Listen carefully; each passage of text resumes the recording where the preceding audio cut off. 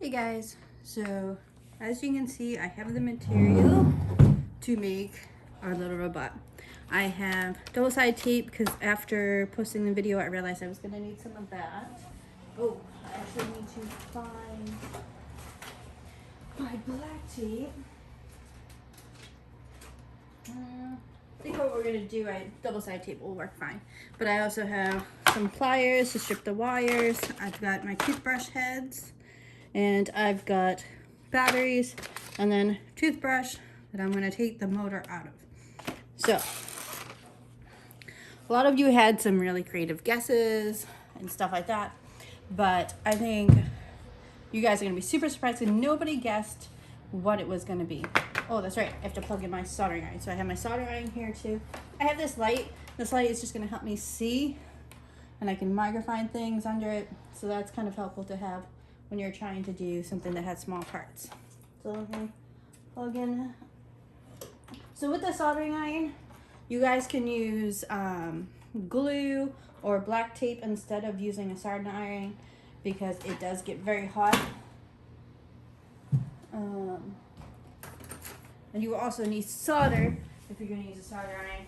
And then soldering irons and solderings and stuff like that, those are usually pretty hot and things that have some trouble with adults. There we go. So here is my solder. I have some solder now. All right. So I'm gonna put that up there, and I have my red and black wire. So the first thing you gotta do is we gotta bust it open. So we're gonna get the motor out of this.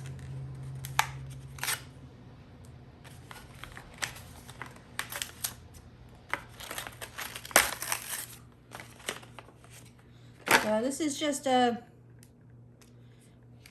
cheap one that I picked up at the store.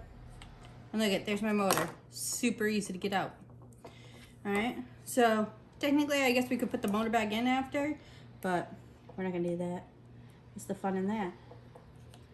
Alright, so we have to, what I'm doing now is I'm taking off the two leads that they have here because we don't need those because we're gonna really just throw that away. So I'm gonna take my pliers and kind of just unhook where those leads are.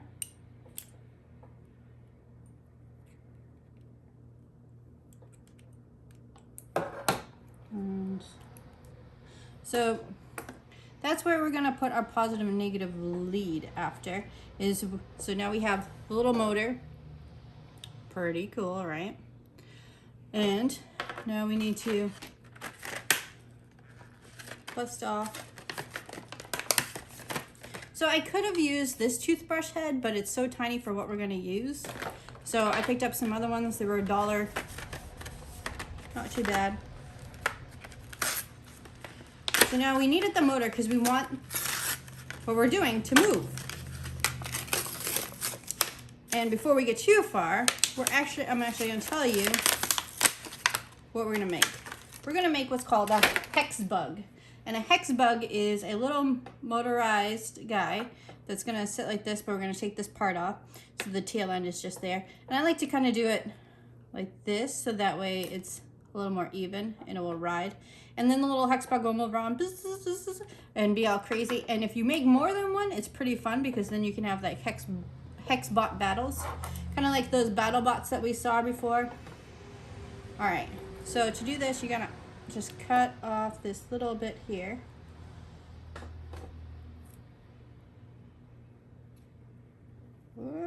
Should probably do this with goggles on. You know, this is actually hot, so I'm going to try to heat this up a little bit to see if we can melt through it. Oh, there we go. Little silver. Oh, stinky melty in this. Now, so remember, you're not going to, if you're going to build this, you're going to just use super glue and some just some regular electrical tape. You wouldn't be using a soldering iron unless you're supervised by a parent and it's okay with them and they seem to have one handy. So now what I'm doing is just kind of cleaning off all that plastic because it's stinking up my house. And so you'll see it burning off there until it's all burnt off. All right, don't need that anymore. So now we have our little hex bug body here. And now we have thing. And see how they perfectly stay on top of each other for now. So what I'm gonna do next is I'm gonna just put a piece of this double-sided tape to kind of like stick them together, so when the motor gets going, it's not like flying all over the place.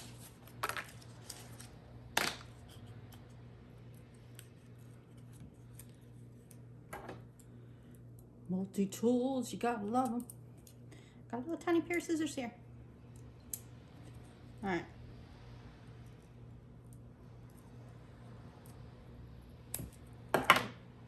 There we go. So this is like the world's smallest robot that I've ever made. Besides like microbots and stuff like that. These are always fun to do because you can just have battles, or you can watch them like dance around the room. But remember, you want to put it so that the motor is opposite of the heavier side, so that it kind of evens out and stays standing. So there we go, we got that. So our little guy's gonna be like, okay. But first, we gotta put the wires on. And one of the wires is gonna be to one side of this, and one of the wires is gonna be to the other side, which is negative and positive lead.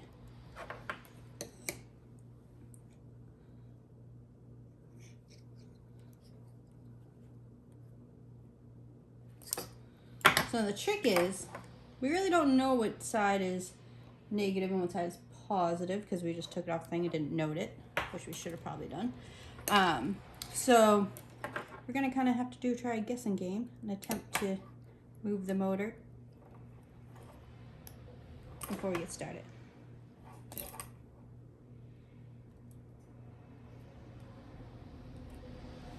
So I'm just trying to do this. I'm trying to cut the wire. Sometimes it can be stubborn. All right, so I got my positive and negative wire here. All right. Ooh, whoa, autofocus is going great, right? All right, so we have these two, and we're gonna attach them to here. All right, so first we need to strip back. I don't think we're gonna need that much wire either. First we're gonna need to strip back some of the casing.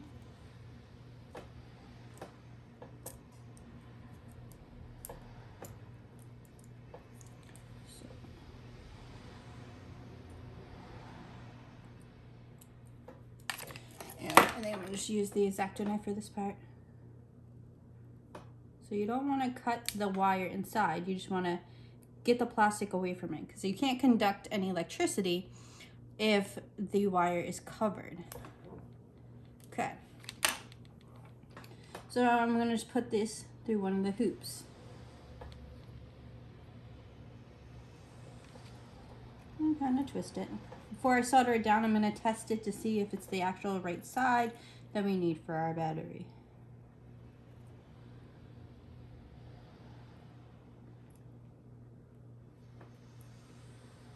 So even if, there you go, got one attached. And we're not going to need all this wire, so I'm actually going to cut back some of this wire.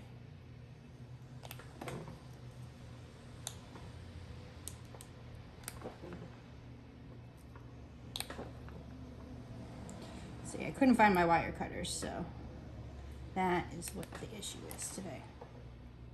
Okay, and then we're gonna just peel back some of this casing so we can have our wire.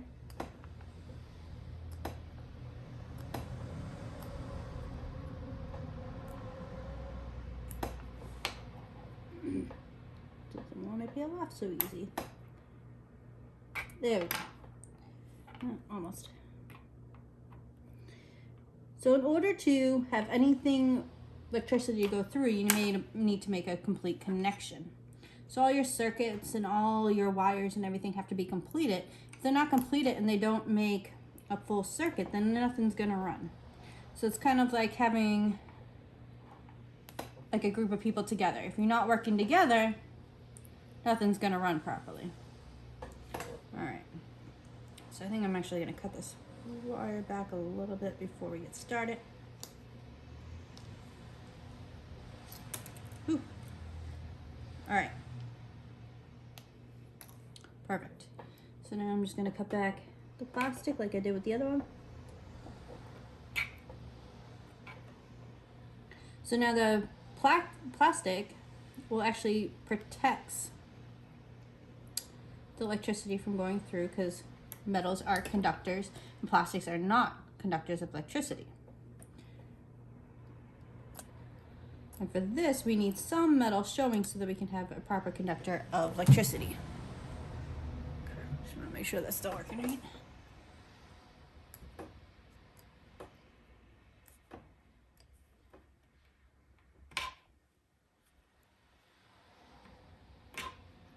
Okay. And I'm just going to attach this one.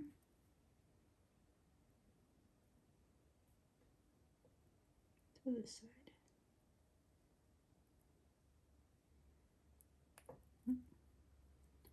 Need to take off a little more plastic off that side. There we go. That's a little bit better. So I'm going to make sure that both ends of the metal are touching back. So it's like when we did the lemon test and all those things before, we had to have the circuit completed. This is the same thing. If the circuit's not completed, it's not going to work. So we need to have all the metal touching each other. All right. So now, in theory, if we take this battery and we touch the positive and negative sides to it, it should make the motor go.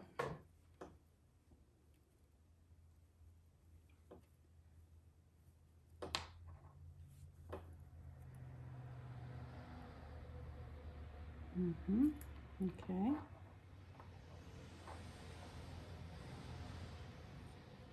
Ooh, I heard it trying to start. Ooh. Stay standing. Oh, there it goes. You see it? All right. It's going. All right. So that tells me that we actually did the wiring right. So the positive side is going here, and the negative side is going down. So now we can take some solder and solder these things into place. So I'm going to solder this lead right here. So I'm going to take, so to solder, you just need to take a little bit of the metal and just drop it onto where you want the solder to go. So the solder is actually the metal part that's is melting. So you're melting this metal strip right onto where you want it. There we go. Now I'm going to melt this.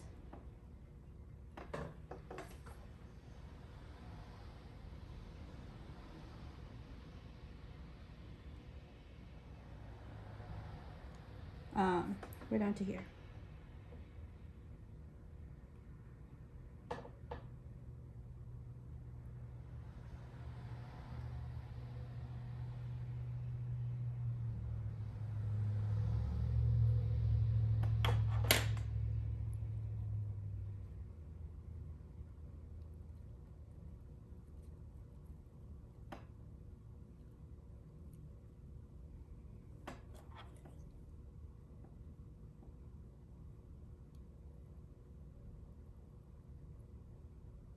Okay. So now, by having that wire there, it should make the whole surface a conductible surface. One way to test it is to put the battery on there, and then don't lose the battery, because that wouldn't be very helpful.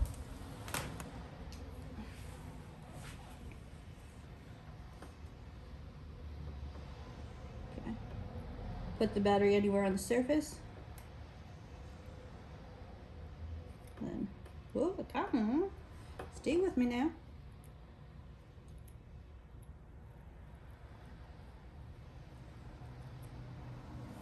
Yep, it's working. All right. Okay.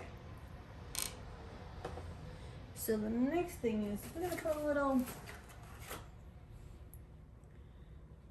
super glue, if it wants to come out, around parts of the battery so it will stick a little.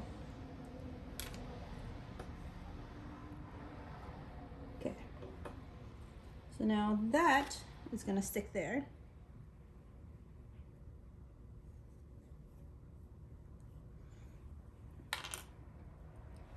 And then we're going to solder this red piece into place.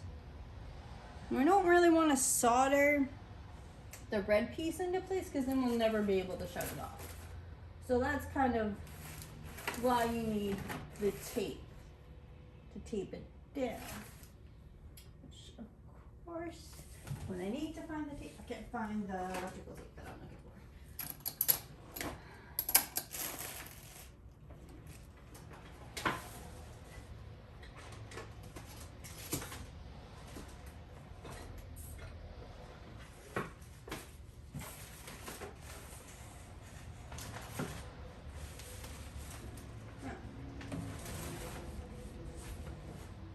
Oh, found it.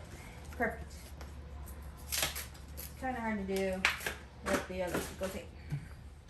Alright, so now I got the electric tape. We're good. Alright, so now we're going to solder this sucker into place on this end so that we have the completion of this circuit.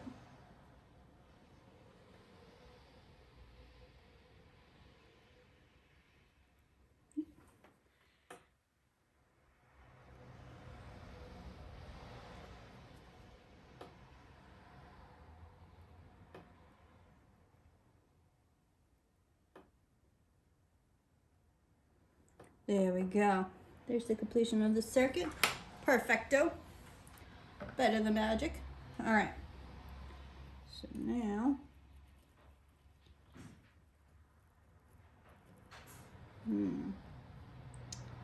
so I'm thinking, yeah, I was thinking that might not work. All right, let me get a different battery. So by putting the super glue on the bottom, I made it so that it wouldn't be a proper conductor. So we're just gonna try it again.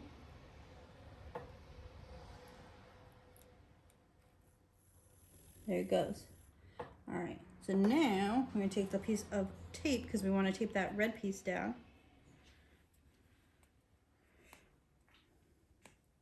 That red wire to the battery.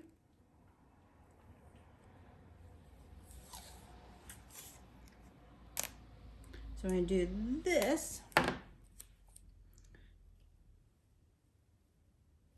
We tape it all down.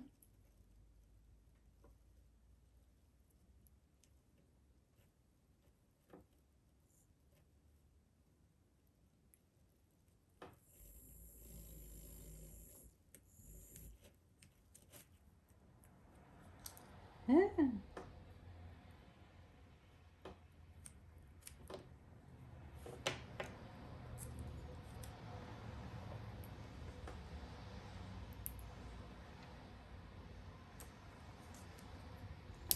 So I'm going to just double secure this to the bottom there.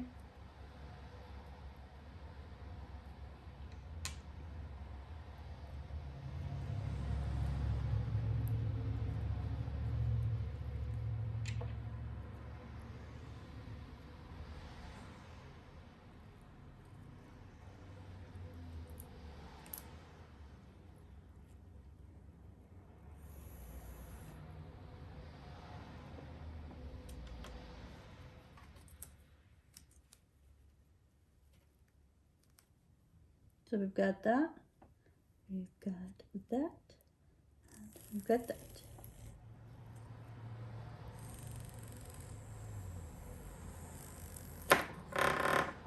He's running away, guys. Oh.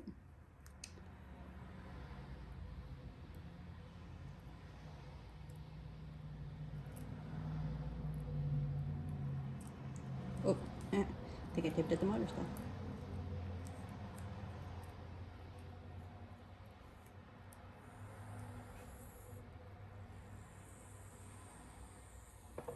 All right. There you go. There's our little hex bug. There it goes. Oh, look at it go. Whoa. So there we go. Oh, oh, come on. Standing up. Stand up. Stand up. There you go. There's our little hex bug. See, as you can see, it's a pain to keep upright. It likes to bop over. There you go. There it goes. It's because the surface is uneven. But if the surface was even, it would just be like Hey, hey, partying all day. There we go.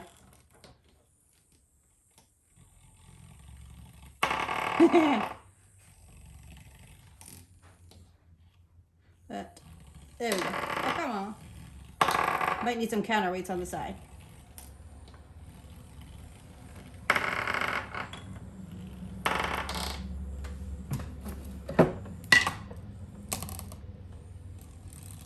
There it goes. So you put it in a little arena. Oop. And you guys, we can keep on going and going, but I'm going to pull it so it doesn't lose its power. But all you have to do is make sure that the negative side, the negative lead wire, you don't even have to put solder on it if you don't want to. I'm actually going to see if I can do a little more live wire so it has a little more surface base to catch.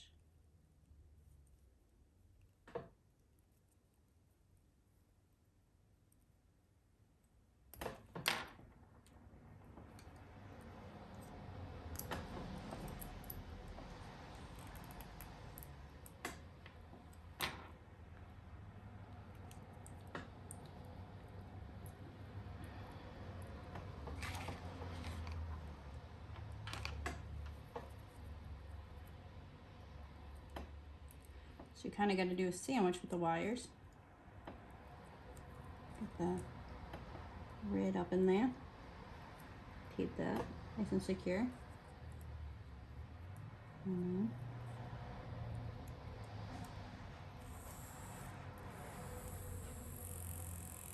There it goes.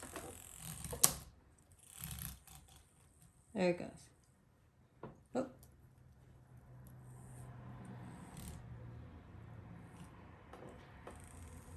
Needs another piece of tape. Put a piece of tape going the other way, more better.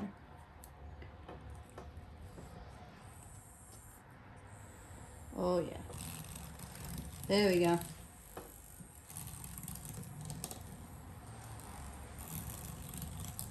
You know what? I think if we had flat bristles, I think you would see a huge difference too, but there we go. He's dancing away.